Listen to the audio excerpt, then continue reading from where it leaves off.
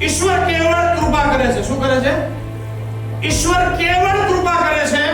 ખાલી એની બે પ્રકારની કૃપા હોય છે, કાં તો મધુર કૃપા હોય છે ને કાં તો કઠોર કૃપા હોય છે. જે મધુર કૃપા હોય ને એ તમને ઇમિડિયેટલી મજા આવે છે, ચોકલેટની જેમ કે બહુ મજા આવી ગયો.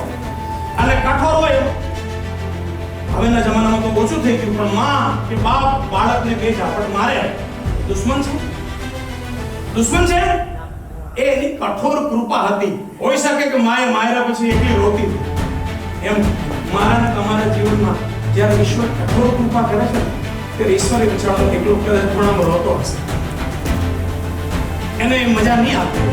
આ 9 વર્ષના બાળકને હું બાપ લઈ લઉં છું, આ ન્યાય ના કહેવાય. પણ ખૂણામાં રોઈને કહેતો હોય ના ના આ તમને કંઈક બનાવવાની છે, થોડુંક તો મારે સહન કરવું પડશે.